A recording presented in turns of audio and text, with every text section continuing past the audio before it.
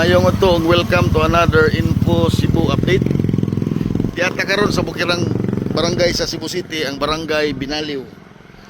Kanang dapita, nagitawag lang Binaliw 2. Kita na to ang grabing pagkaguba sa mga balay. Kilid ni sila sa sapa. Kani sa paabos mo na yung mulusot nito sa Butuanon. Okay. So, hangtod karon napay mga tubig, napay mga debris. Kunya naputol gid ang taytay nini pagka during the height sa katong flash flood. Kunya bag-o lang ni siya nakunik og balik aron mapagian sa mga gapuyo dito pa sa daghan pang barangay dito sa bukid. So makita na to diri ang grabing kadaot. Nakabkab gyud tanan. Mga balay nga nagbitay na lang sa sapa. Tanaw ni pikas, may imagine ng pikas. Ini. Matod pa, dili lang napita mismo, adunay 5 ka buok patay ug napay usa ka buok nga missing. Layo na kay tong pikas nga balay, hurot na sa tanan, wipe up na tanan dia. Basta tong mga balay sa likod. Kani balay napay Pajero nga guba kayo.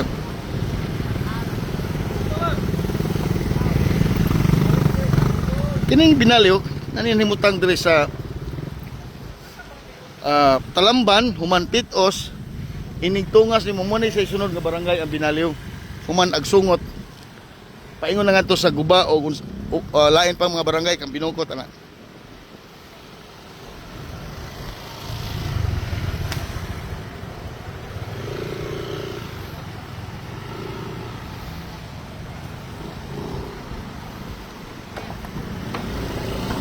Landslide, unya flash flood dire. Tanang matang ng trahedya nag-abot.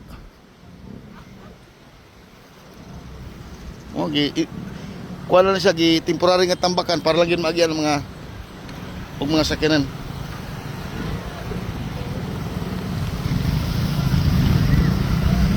So, muni karon sapa kalma nagbalik ni kunhod ng tubig. Apan makita pa ang kadakon sa kadaot na nahitabo dire. So ay tagpangkuan interview dire sa mga taga dire gyud. Chay natin may interview dia. So dire mangutan na ta boss taga barangay Binaliw ka? Oo.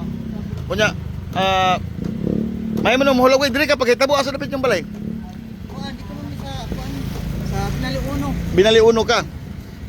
Guba po yung kuan dito? Kani dire may grabe gyud. Unya, unsa to imong isulti anay namatay dire? 5 ka buok, ma'am. Asa dapit ang balay sira ito namatay? Babaw? Dito. Kana dia. Kaning balaya. Kani mismo. So kaning balaya na mo namatyan. Palita taon. Yung napay missing? Napay isa. Okay. So ma'am kanang mangutan nami kay mobalik ko karong Sabado sino hapon. Nami hato dinabang. Kinsa may pwede i-coordinate? Barangay hall. Okay. Asa dip ng barangay dito unahan wato meron sige. Adi kay daghan siguro mga 50 to 100 lang ka tawo. Unya gaay lang mig area asa mi mo adto. Ha? Kanang wa pa kay naabot og abot. Kay ang kuan man gud ang ato ang mga donors gusto nila nga i-direktag hatag. Pero mo coordinate lang mi para di magyagaw. Sige kuno. Sige ko ang address niyo bayanan yes. Bayanan flats. Di ba na gamay na refilling station? Na isudlon diha. Okay. Mark yan po na Binaliw. Pero dili Okay, guba po sila. Pero dito na kaya na wash out na balay or 5. Okay. Unya ang mga balay sa ngato is. Ma'am paingon dito before or after sa Bayanihan Flats? So lagi bayanihan. Okay. Refilling station ay gamay ang Okay, sige. Matultulan na muna. Sige, ma'am. Salamat kaya. Pero So, para to ka household dito. 17 Binaliw pero unsay nga na si Tiwa, ma'am? Stonecraft pero kami na sila sir dito. Stonecraft oh, fit-in na siya kapito sa Binaliw. Sige, okay na. Mga 30 houses. Okay, that's good. Sige. Muna doon. Sige, so, ako ipakita nyo. Kanin taon ko nung balaya na nakalas na ay namatay. Swerte ita. si Magdahom no. Habog man ni dapita. Habog ni Singko agi dire. Oh, elevated man ni siya although sapa yang kuan. Murag gabakos ang sapa niya ba, ang likod, no? Murag nituyok siyang balay. So, tanawa ko sa daghan ang debris diri sa babaw sa akong gibarugan. Ito ra man ang sapa sa ubos. So, wa gitingali sila kapangandam ug wa sila magdahom. Dagko kilang kabilya oy oh. Am ko na kabilyada. So, small line nabili nito ang silang balay.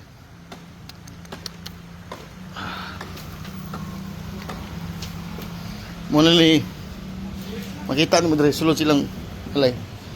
Sabot nga wa sila gid kapangandam sa pag-abot sa tubig.